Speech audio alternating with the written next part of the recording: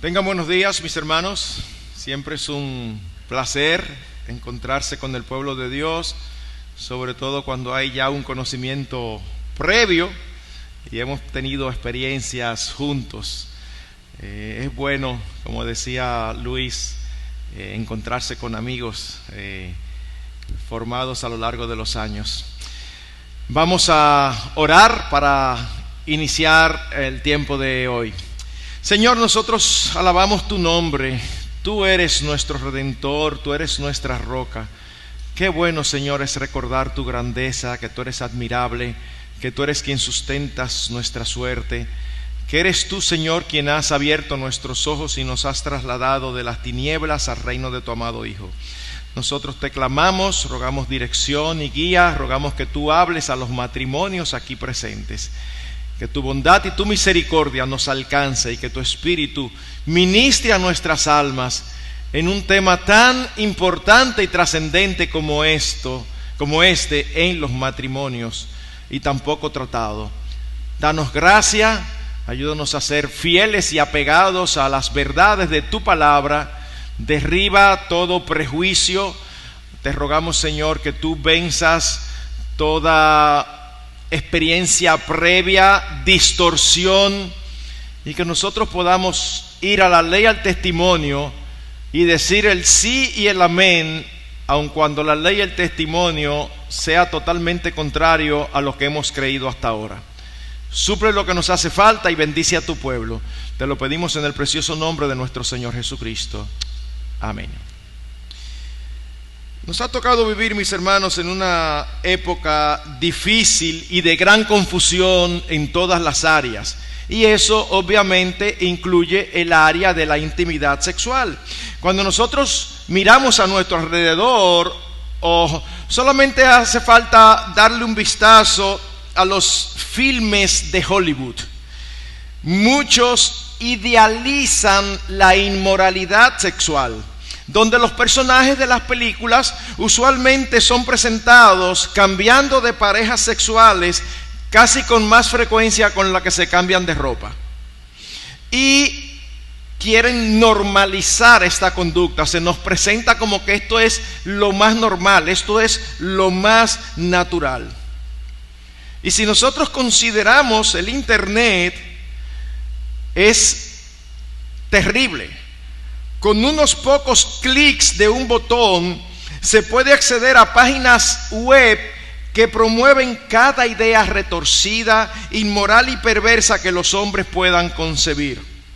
Fotografías de todo tipo de imágenes inadecuadas están a simples segundos del consumo mental de cualquiera. De hecho, yo tengo colgado del alma no únicamente, pero mayormente a los hijos varones. Todos los hombres que estamos aquí, quizás podemos recordar cómo era en nuestra juventud. Y posiblemente, no seguramente, pero posiblemente, todos aquí, tristemente, pudiéramos decir que vimos material inadecuado en nuestra juventud. En mi caso, que soy un poquito más viejo que muchos de ustedes, yo recuerdo que era todo una proeza. Había que calcular dónde era que vendían las revistas, ver cómo era que uno las iba a conseguir, luego esconderla en la casa. Era un proceso bastante difícil para uno pecar en ese sentido. Sin embargo, al día de hoy, a ley de un clip, ya está disponible. De hecho, es impresionante y muy triste escuchar desde qué edad dicen las estadísticas que los niños están viendo pornografía. Y si yo pregunto, posiblemente ustedes me van a decir una edad que no es. Ustedes saben en este momento actual a qué edad están empezando a ver pornografía los niños. A los 8 años. 8 años. Pastor, pero que a los 8 años ni siquiera están interesados en eso. Ese es el problema. El problema no es que los niños de 8 años están buscando pornografía. El problema es que la pornografía los está buscando a ellos. Y los está encontrando muy fácilmente, sobre todo con la simpleza de padres que como creyentes debieran ser un poquito más sabios y retardar lo más posible entregarle un celular o una tablet o un aparato inteligente con internet a sus hijos. Sin embargo, son presionados y movidos porque todos los demás lo tienen. Y eso hace un daño tremendo. Hermanos, lo que estamos diciendo es que nos ha tocado vivir en un mundo donde la inmoralidad sexual siempre ha sido una realidad, pero el bombardeo ahora es de verdad, es abrumador. Yo no tengo que conocerlos para estar seguro que todos ustedes sí conocen amigos no creyentes que en algún momento u otro ustedes escuchan cómo ellos hablan de sus inconductas, de sus inmoralidades, de sus infidelidades, y lo hacen como si fuera una proeza, y lo hacen como si fuera un chiste. Ese es el mundo que nos ha tocado vivir. Y hermanos, cualquiera puede decir: pastor, pero nosotros somos cristianos, se supone que nosotros no practicamos nada de eso. Bueno, sí y no. Por un lado, me impresiona cada vez más lo que los cristianos estamos llamando inadecuado. Hace muchos años ya me pasó en varias ocasiones que iba a ver una película y le preguntaba a alguien que ya la había visto: ¿tiene algo de malo? ¿Vale la pena? Y me decía: no, mira, si tú supieras que no tiene nada de malo. Y en más de una ocasión sucedió que, recuerdo como ahora, y lo que yo recuerdo es porque me impacta, porque yo tengo muy mala memoria histórica, que alguna película recomendada por creyentes no tiene nada, pero en la primera escena aparece una pareja que no está casada en la cama. No aparece haciendo nada, pero ya de plano te está presentando que la inmoralidad sexual no tiene ningún problema. Entonces yo digo: pues no voy a ver nada.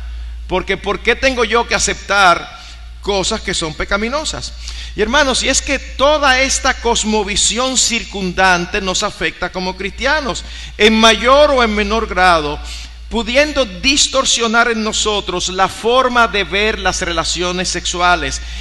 Seguro que de alguna u otra manera nos pega, nos influencia y nos lleva a tener distorsiones o diferencias de lo que la Escritura enseña acerca de las relaciones íntimas en el matrimonio.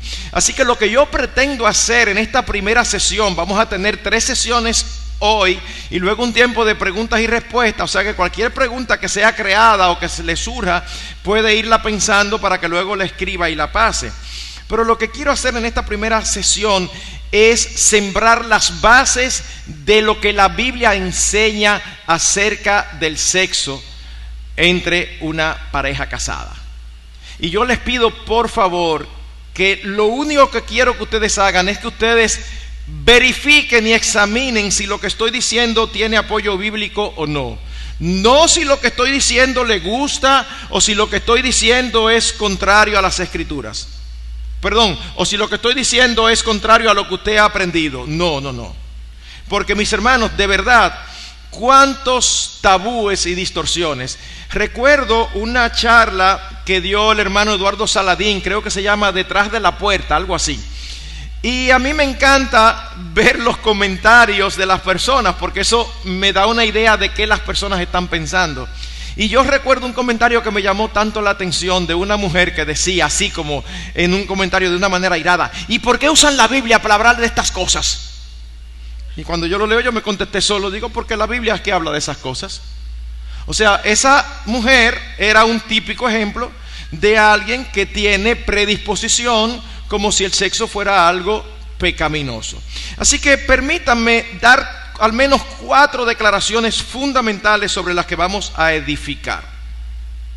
Y cuando yo termine esta sesión, yo voy a pedir, por favor, esto no tiene nada que ver con el tema, pero es por algo que me está pasando, yo voy a pedir, por favor, que alguien tecnológico que sepa de iPad me ayude, porque por alguna razón él se está apagando más rápido de lo que normalmente se apaga. Entonces me encuentro que tengo que tener el dedo todo el tiempo presente. No sé qué pasó anoche. Simplemente como algo técnico, porque yo me voy a olvidar. Cuando yo termine, yo me voy a olvidar. Así que si alguien no solamente tiene que tener 2 requisitos, saber cómo se hace, poner lo que dure un más tiempo prendido, sino recordarse, porque yo no me voy a recordar. Así que, primer principio, escuchen. Las relaciones sexuales fueron creadas por Dios y por lo tanto son santas, deleitosas y buenas. Las relaciones sexuales fueron creadas por Dios y por lo tanto son santas, deleitosas y buenas. Nosotros tenemos la primera referencia en Génesis capítulo 2 versículo 24. Por tanto dejará el hombre a su padre y a su madre, se unirá a su mujer y serán una sola carne. Yo había dicho en el día de ayer que esta era la única declaración acerca del matrimonio que se repite 4 veces en las Escrituras, por lo tanto es muy importante.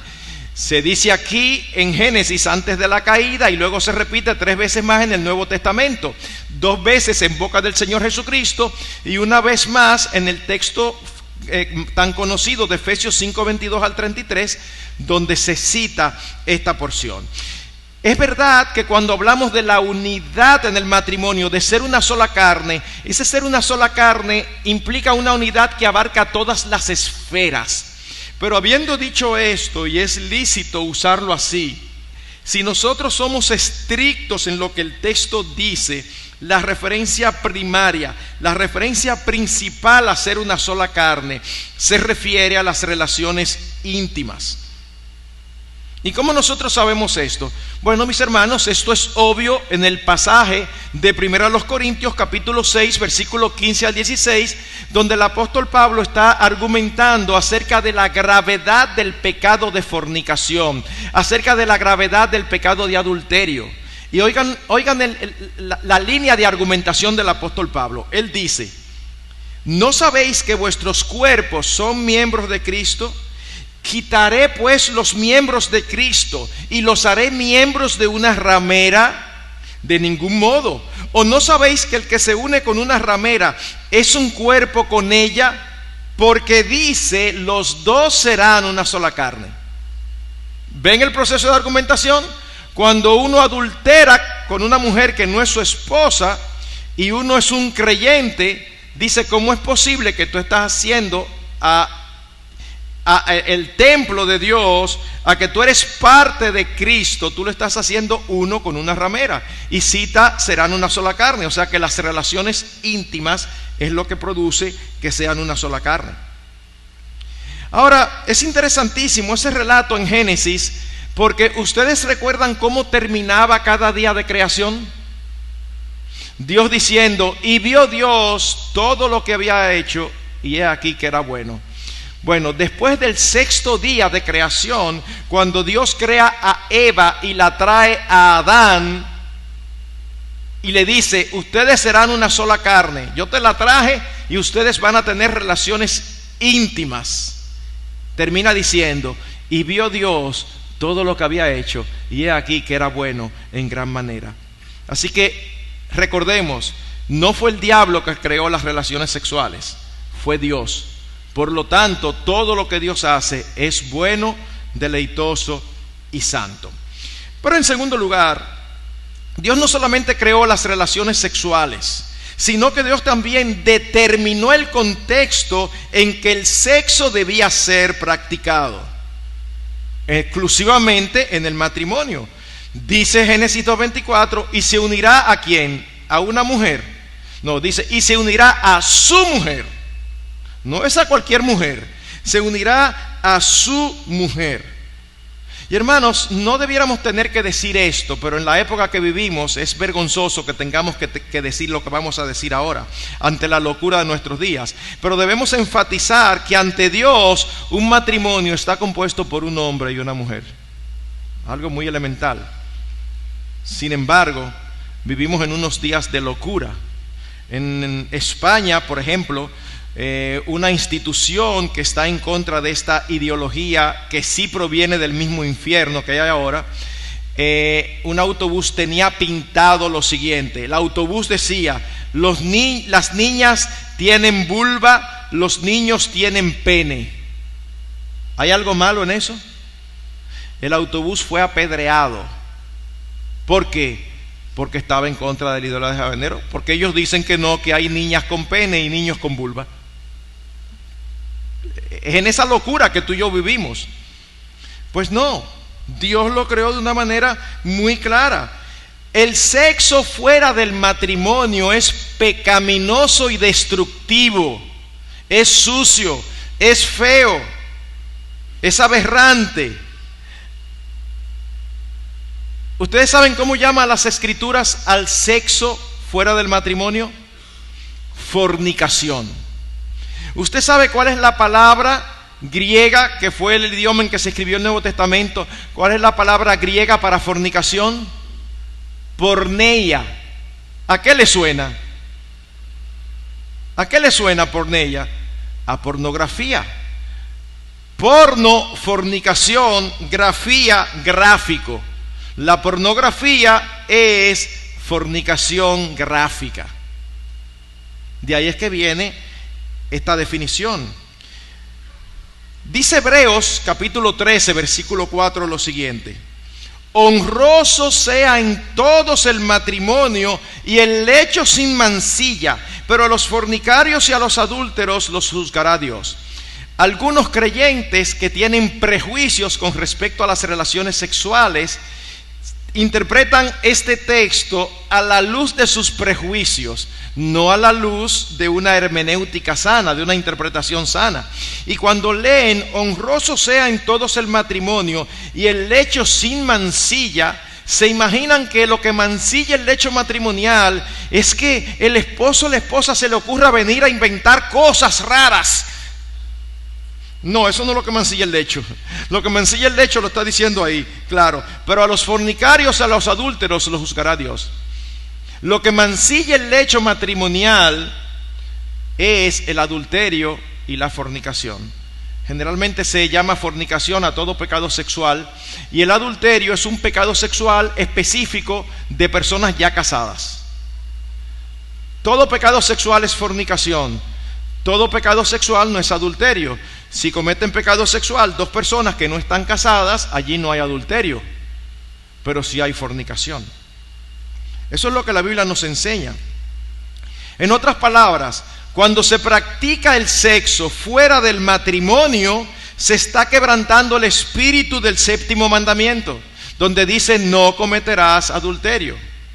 Y no debemos de quedarnos solamente en la letra. Para pastor, si entonces si es así, los que no son casados sí pueden tener relaciones. No. El espíritu del mandamiento es no tengas relaciones sexuales fuera del contexto establecido por Dios. Y este contexto es el matrimonio. Es impresionante la cantidad de información que nosotros tenemos en las Escrituras. Algunos piensan que hay que buscar con una lupa instrucción sexual en las Escrituras. No, es impresionante. Vamos a hacer un pequeño scan. Pensemos, por ejemplo, en Proverbios capítulo 5, versículo 15, donde dice un padre instruyendo a su hijo: bebe el agua de tu misma cisterna y los raudales de tu propio pozo. Aquí cisterna y pozo en el contexto se refieren a la esposa de la que el marido ha de recibir todo su refrigerio y satisfacción sexual y afectivamente. Y noten que ambos términos están en singular, porque el plan de Dios es que el hombre solo tenga una mujer. Tercer principio. Y esto es interesantísimo. Las relaciones sexuales en el matrimonio no son exclusivamente para procreación. No son exclusivamente para procreación. No sé si usted tenía este dato, pero es interesante que la mayoría de los animales, de los mamíferos, tienen relaciones sexuales solamente cuando la hembra está en celo. Se ha documentado, solamente los delfines y un tipo de monos tienen relaciones sexuales fuera del periodo de fertilidad. Usted no ve a un perro, usted tiene un perro varón y usted no ve un perro varón cuando se para en la acera, que cuando pasa una perra se queda mirándola. No. Ahora, si está en celo, todos hemos visto ese espectáculo, ¿verdad? Una perra en celo con un séquito detrás. A veces de manera hasta cómica, porque a veces ve uno una perra en celo de ese tamaño y ve un chihuahua detrás. Y a veces yo lo veo y le digo, amigo, usted no tiene oportunidad. O sea, usted no llega ahí. Ellos no saben de eso. Hay un instinto que Dios ha puesto que está fértil. Todo el mundo está detrás. Ya no está en celo, se acabó. No hay relaciones sexuales. Pero en el caso del ser humano creado a imagen de Dios, Dios no lo hizo así.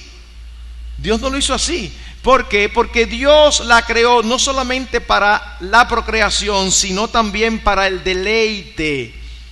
Dios nos concedió a nosotros ese maravilloso regalo para el deleite mutuo. Aunque repito, penosamente muchos cristianos no lo ven así.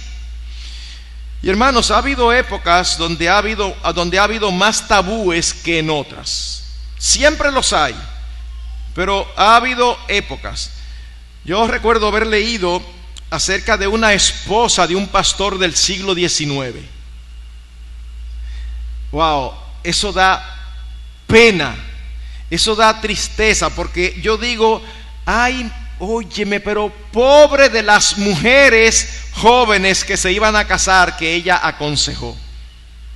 Oigan lo que esta mujer enseñaba, esposa de un pastor. Oigan, esto es documentado, esto no es un invento. Ella decía, estamos hablando del 1894, ella decía: es irónico que para la sensible mujer joven que ha tenido los beneficios de una buena crianza, el día de la boda sea a la vez el más feliz y el más aterrador de su vida. Por el lado positivo está el matrimonio mismo, en donde la novia es la atracción central en una bella e inspiradora ceremonia, simbolizando su triunfo en asegurar un hombre que provea para todas sus necesidades por el resto de su vida.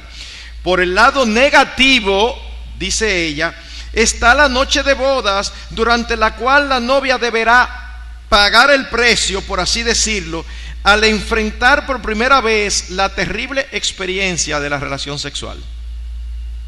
Dios no hizo las relaciones sexuales para que fueran una terrible experiencia. Él la hizo para que fuera una experiencia extraordinaria. Y si usted no lo ve así, no es un asunto personal, está en contra del diseño de Dios. Sigo leyendo. Dice ella: a esta altura, querida lectora, porque eso fue un libro que ella escribió para enseñar a las mujeres jóvenes, déjenme decirle una asombrosa verdad. Ella se sorprende, esto es asombroso. Algunas mujeres jóvenes anticipan esta terrible situación con curiosidad y placer. Cuidado con esa actitud. Es muy fácil que un esposo egoísta y sensual tome ventaja de tal novia. Nunca se debería olvidar una regla primordial del matrimonio: da poco, da pocas veces y por sobre todo da a regañadientes. De otra manera, lo que podría haber sido un buen matrimonio se podría convertir en una orgía de lujuria sexual. No puede haber orgía ni lujuria cuando tú estás con tu esposa, cuando tú estás con tu esposo. Lo único que puede y debe haber es deleite y alabanza al Señor por tan maravilloso invento. Pero la señora Smithers no se detiene allí. Ella sigue diciendo: por otro lado, el terror de la novia no debe ser extremo. Aunque la relación sexual sea asquerosa y dolorosa. ¿Quién dijo eso? Una mujer que está más perdida. Debe perdurar y ha estado con la mujer desde el principio de los tiempos y se compensa por el hogar monogámico y por los niños producidos a través de él. En la mayoría de los casos es inútil que la novia prevalezca sobre el novio en que renuncia a la iniciación sexual. Aunque el esposo ideal es aquel que se acercará a su novia solo cuando ella se lo pida y con el solo propósito de tener descendencia, esa nobleza y falta de egoísmo no se puede esperar del hombre promedio. Y sigue diciendo una serie de barbaridades que no vale ni la pena leer. Por virtud del tiempo prefiero no leer, pero ya ustedes saben cómo pensaba esta mujer. Y posiblemente era una representante de cómo pensaban las mujeres cristianas de esa época. Y no posiblemente, seguramente algunas mujeres cristianas de nuestra época se acercan al matrimonio con una actitud similar. Ahora, ¿qué nos enseña las Escrituras? Todo lo contrario, todo lo contrario. Oigan lo que dice Deuteronomio 24:5, y me maravilla que el Señor haya tenido cuidado de un detalle tan especial. Deuteronomio 24:5 dice: cuando alguno fuere recién casado, no saldrá a la guerra, ni en ninguna cosa se le ocupará. Libre estará en su casa por 1 año para alegrar a la mujer que tomó. Y alegrar a la mujer que tomó no es para que se pasara ese año haciéndole chistes. Para alegrar a la mujer que tomó, sí, para satisfacerla, para disfrutar de ella. La idea no era que en ese año no hiciera nada, no. La idea era que no se le comprometiera en ningún trabajo que lo apartara de su estatus de recién casado. En otras palabras, era un soldado, había guerra. No, a ese no lo mande, que se está recién casado. Déjalo que se quede en su casa 1 año para que por lo menos disfrute de su esposa y su esposa disfrute de él. ¡Wow! ¡Qué detalle tan genial tiene el Señor en su palabra! Luego nosotros seguimos avanzando y nos encontramos con Proverbios capítulo 5, versículos 18 al 19. Y dice allí, un padre enseñando a su hijo le dice: sea bendito tu manantial y alégrate con la mujer de tu juventud. Oigan esto: como sierva amada y graciosa gacela, sus caricias te satisfagan en todo tiempo, y en su amor recréate siempre.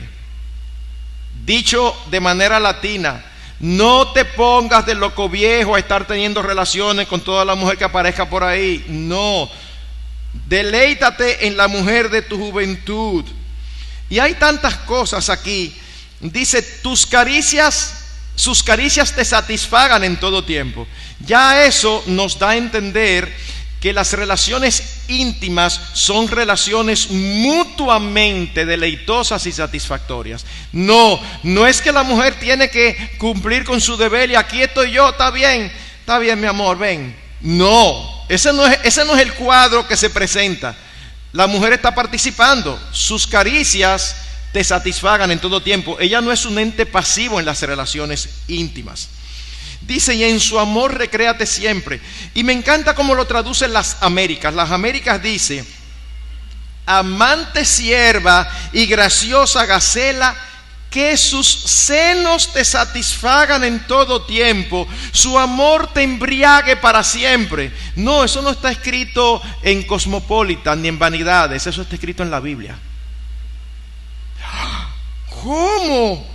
¿Y cómo habla así? Eso es casi pornografía, que sus senos te satisfagan. Sí, ¿y quién creó eso? Dios.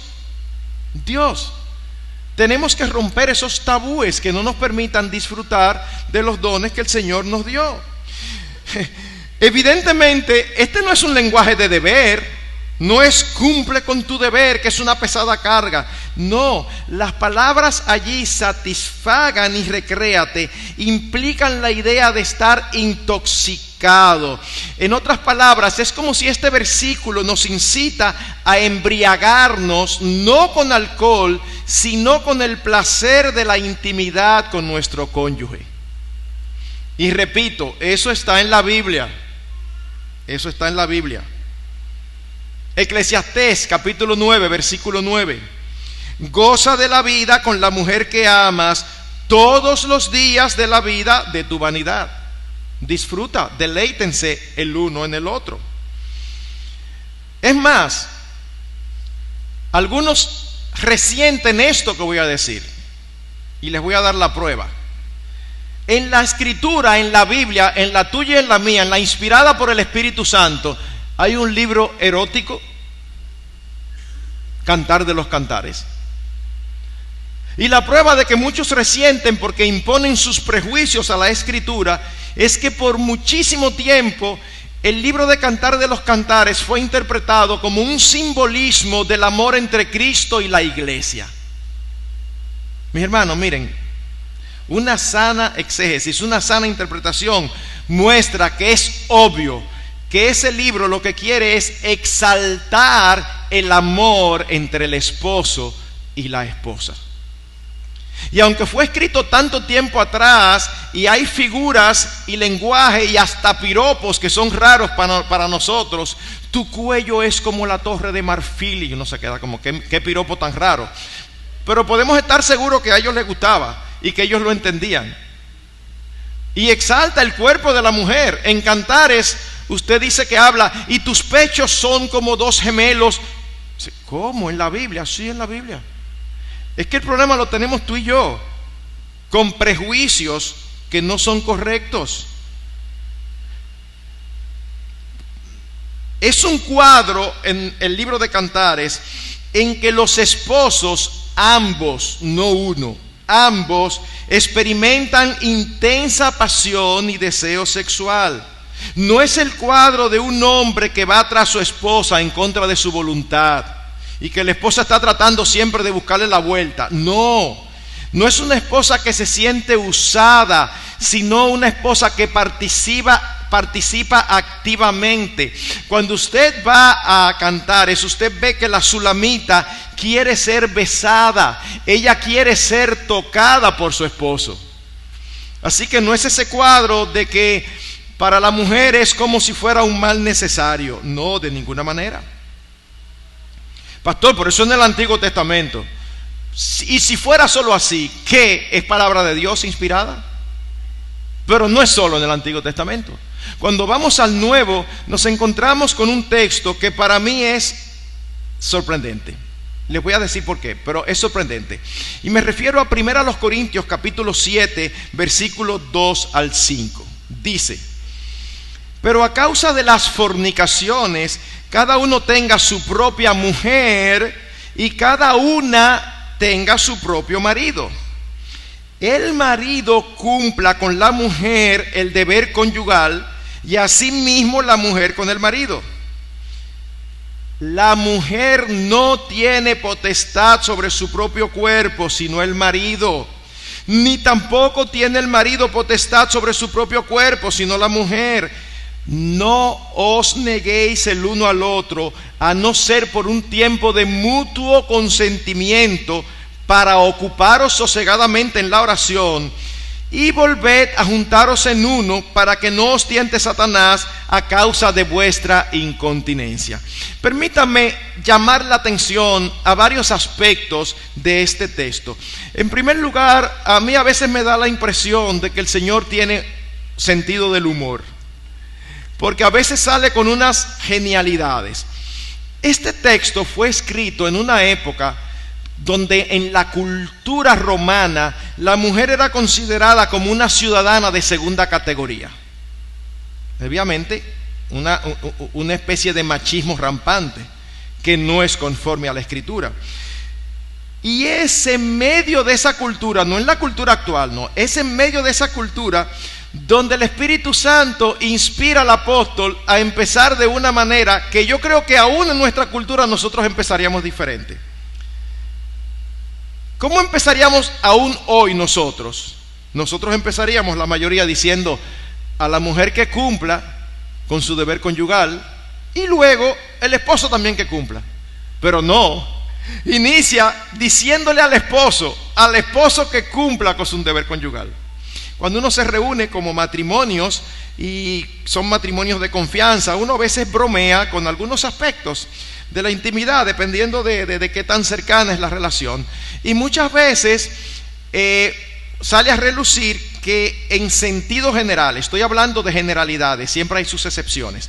En sentido general, la mujer tiende a tratar de eludir las relaciones íntimas más que el hombre.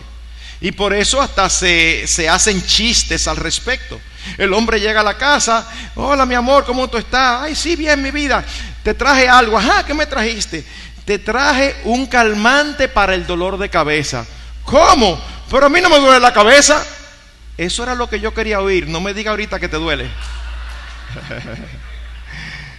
Es como ese tipo, ¿verdad? De chistes que se hace como presuponiendo que a veces la mujer está buscando excusas. No que sea discípula, esperamos que no, Señor, líbralas, de esta señora, esposa del pastor, que debió tener un matrimonio amargado y desastroso. Pero la verdad es que, óyeme, cada uno de nosotros tiene una obligación, y es como se presenta ahí. Pero por otro lado, el versículo 4, yo siempre bromeo diciendo que es el tipo de versículo que hay que leerlo rapidísimo. Así rápido. ¿Por qué? Porque usted lo lee delante de un inconverso y usted empieza a leerlo, y desde que lee la primera frase lo interrumpen y ya empiezan a pelear. Porque empieza diciendo: la mujer no tiene potestad sobre su propio cuerpo sino el marido. Míralo ahí, eso machita. Pero espérate, déjame terminar este versículo.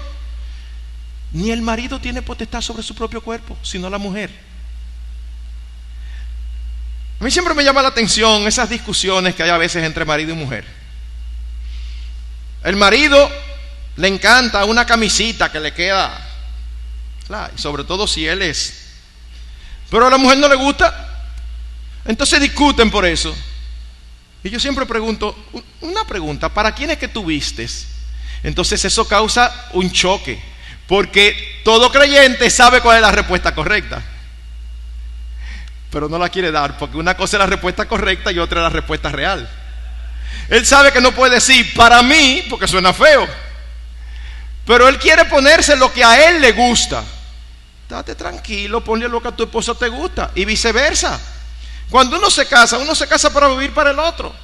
Y en el área de la intimidad sexual, es que tu cuerpo, tan pronto tú dijiste sí acepto, mi querida hermana, es que tu cuerpo no te pertenece, ya le pertenece a tu esposo.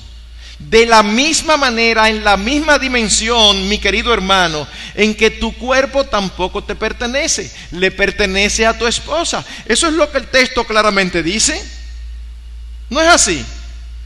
Y luego dice: no os neguéis el uno al otro, a no ser por algún tiempo de mutuo consentimiento.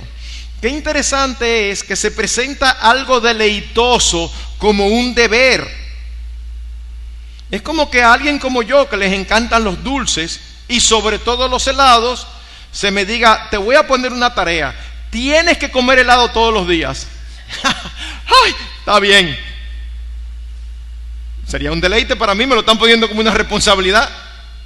Mis hermanos, se le dice a los esposos: tú tienes un deber con tu esposa, y se empieza con el hombre. Tú tienes un deber con tu esposa, tú tienes que cumplir con tu deber conyugal. Esposa, tú tienes un deber con tu esposo, tú tienes que cumplir con el deber conyugal. Pastor, es que mire que hay situaciones. Vamos a tratar en la última sesión de algunos obstáculos que pueden presentarse y cómo manejarlos.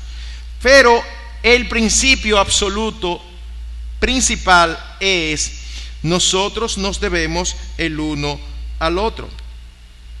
El pastor Salvador en una ocasión dijo lo siguiente, y me gustó tanto que se lo copié. Él dijo: la intimidad sexual es parte inmediata de la celebración de bodas de una pareja. Uno se casa, inmediatamente esa noche viene intimidad sexual.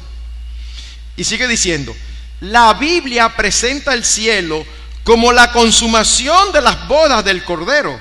Podemos decir entonces que el sexo es el cielo del matrimonio, o que el sexo es una ilustración del tipo de celebración que tendremos en el cielo. Te da eso como que no es espiritual. Tú tienes algún problema con respecto al sexo. De veras. Dios creó la intimidad para algo más que la reproducción. Dios la creó para el deleite. Y déjenme decirlo de una manera bien cruda. Mi hermano, quien creó el orgasmo fue Dios, no fue el diablo. Y lo creó en la mujer y lo creó en el hombre. Eso es un invento genial de Dios. Y no tiene nada de malo dentro del contexto establecido por Él. La gloria de la verdadera intimidad sexual es de Dios, y debemos de darle las gracias a Él por eso. ¿Tú recuerdas el Salmo 103? Bendice, alma mía, a Jehová, y no olvides ninguno de sus beneficios. ¿Cuántos de ustedes, cuando están pensando en los beneficios de Dios, se recuerdan de la intimidad sexual con su esposa o con su esposo? y dicen, ay Señor, gracias por este invento tan bueno. Eso es parte. De hecho, normalmente digo lo siguiente: yo voy a hacer una prueba aquí para todos, para que ustedes sepan si ustedes tienen prejuicios hacia las relaciones íntimas o no. Y cuando digo esto, algunos se ponen medio nerviosos. ¿Qué es lo que me van a preguntar? No se preocupe, que usted no tiene que contestarme nada. Tranquilos. Ustedes se van a contestar a ustedes mismos. Pero de verdad es una especie de test que les va a decir si ustedes tienen problemas o no con respecto a la intimidad sexual. ¿Qué a ustedes les parece esta escena? Vamos a hacer un ejercicio de imaginación. Usted acaba de tener una relación íntima con su esposo, con su esposa, y la verdad fue que quedó espectacular. Y los dos ya están ahí, que se queda uno sedado ahí, que ya uno quiere dormir o a veces comer. Y uno se recuerda que eso es un invento del Señor. La verdad que las cosas del Señor son geniales. Y uno se agarra de la mano y dice, Señor, gracias, porque que la verdad que todo lo tuyo es bueno. Mientras usted escuchaba esa ilustración, ¿cómo usted se sintió? Si sintió cierta incomodidad, usted tiene problemas. Si sintió cierta incomodidad, ¿cómo están metiendo al Señor aquí? A veces hago esa ilustración y algunos piensan, pero ¿cómo? Orarle al Señor desnudo todavía. ¿Cuál es el problema? El Señor fue que nos creó. Mis hermanos, que el Señor fue que se inventó eso. Y lo hizo buenísimo. Y si para algunos de nosotros no es buenísimo, hay que trabajarlo, porque alguna distorsión hay. De diferente naturaleza, pero alguna distorsión hay. Dicho de otra manera, tú y yo podemos pecar de ingratitud si no les damos gracias a Dios por lo deleitosas que son nuestras relaciones con nuestros cónyuges. Y si la Biblia lo presenta así, mal haríamos nosotros en asumir prejuicios, malas formaciones o tabúes al respecto. 4 y último. En el diseño de Dios, la base o motor de las relaciones íntimas es el amor.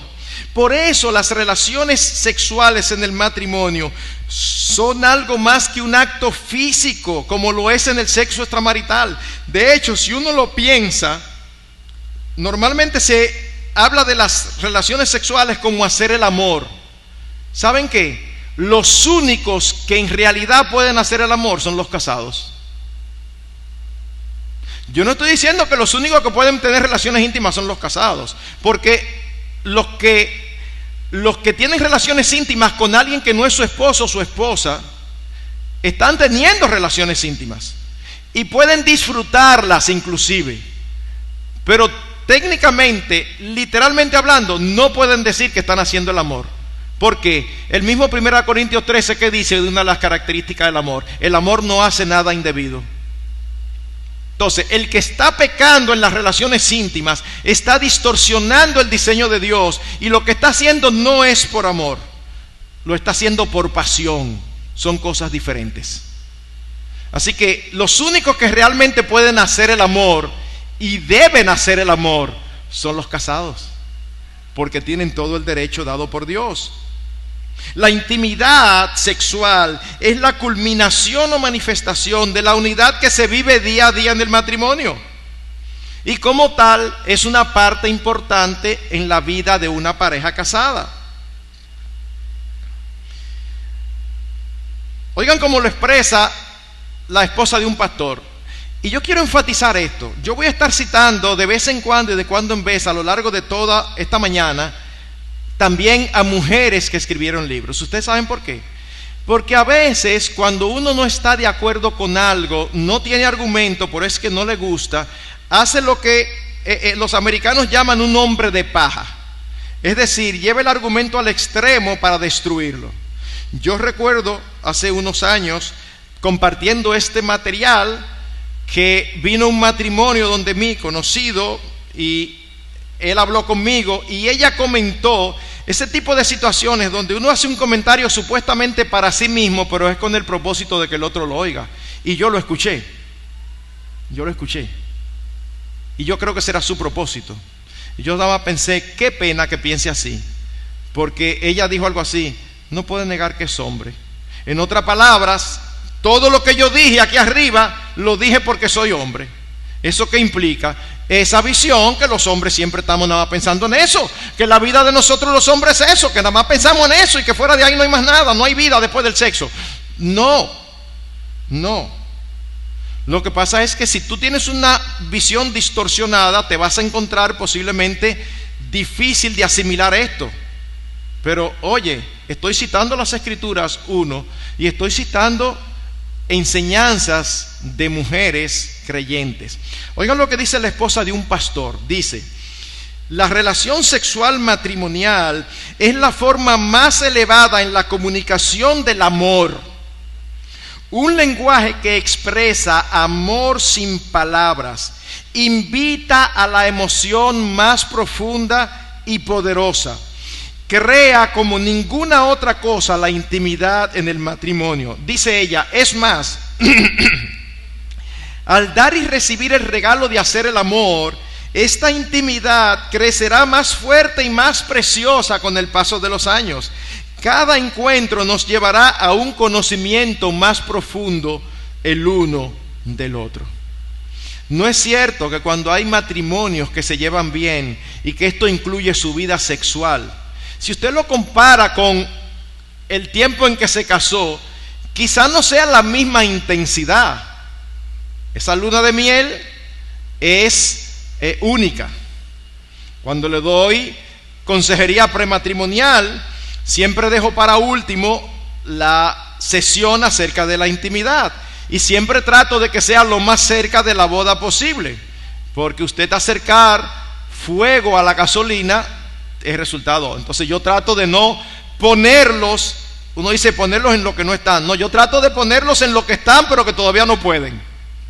Y entonces yo bromeo con ellos y les digo, oigan, en la luna de miel solamente se hacen 3 cosas. Se come, se duerme y se resuelve. Se come, se duerme y se resuelve. Entonces a veces uno puede recordar su luna de miel como con esa intensidad. Con el paso de los años, la mayoría de nosotros, digo la mayoría de nosotros por no decir todos, pero siempre hay que dar espacio a algunos súper que andan por ahí.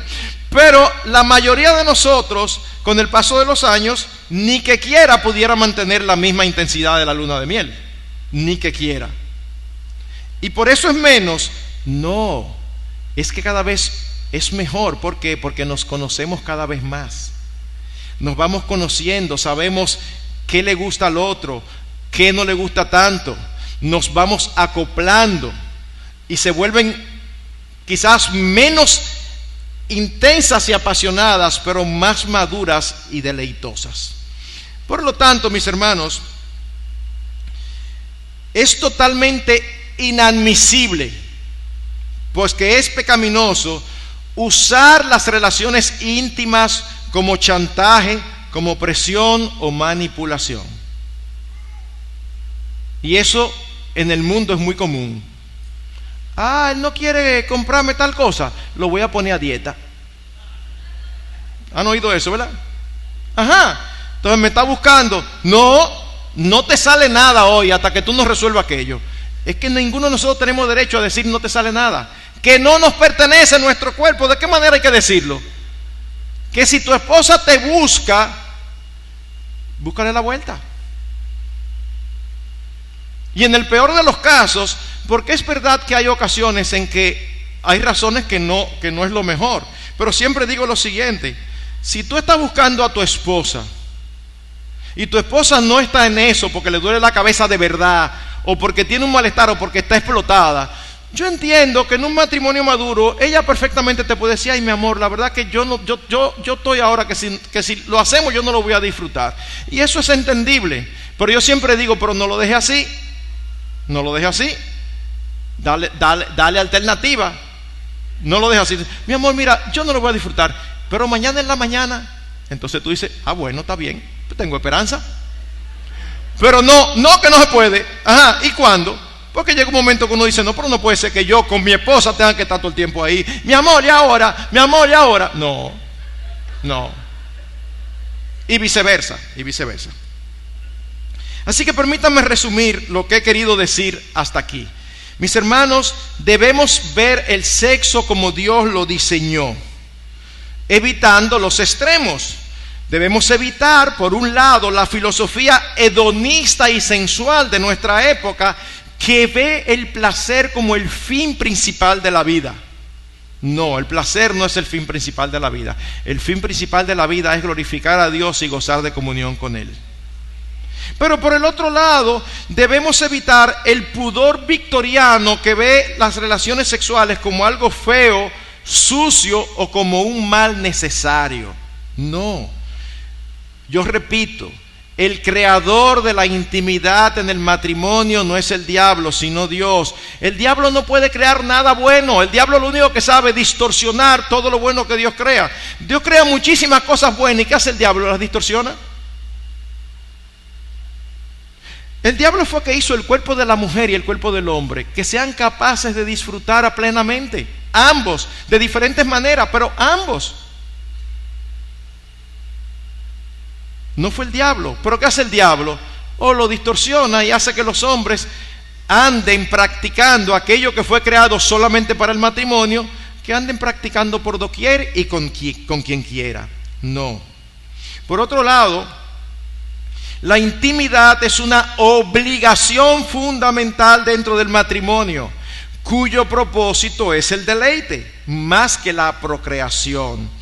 Y el deleite de ambos, donde cada uno se preocupa más por dar que por recibir, donde la meta de cada uno es satisfacer al otro.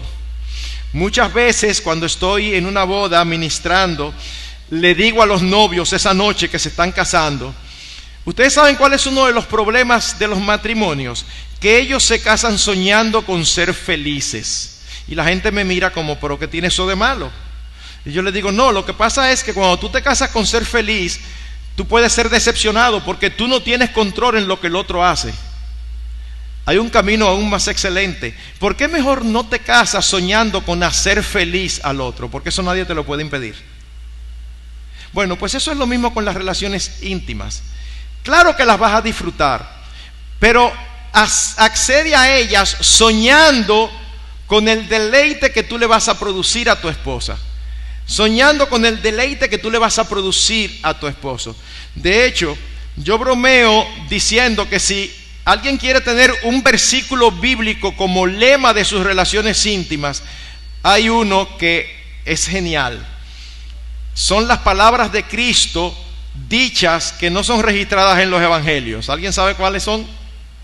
Palabras que Cristo dijo y no aparecen en los evangelios.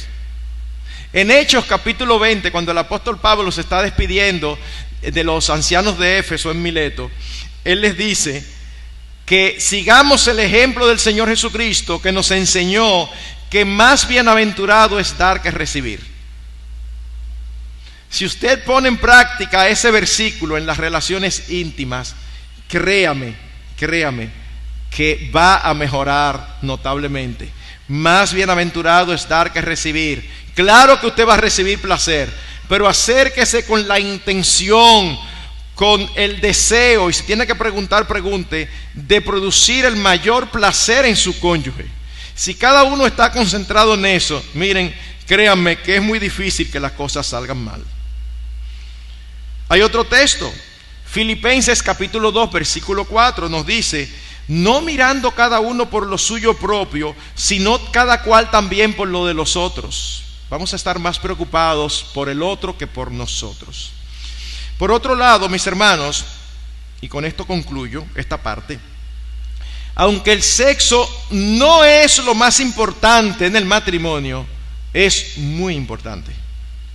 No es lo más importante en un matrimonio, pero es muy importante. Por tanto, como dice Wayne Mack, una relación sexual deficiente puede ser como la luz roja en el tablero del vehículo. Indica que algo no está bien. Cuando en su vehículo se le prende una luz roja, es porque algo no está funcionando bien. ¿Cómo usted lo resuelve? ¿Apagando la luz? No, el problema no es apagar la luz, el problema es resolver lo que está mal.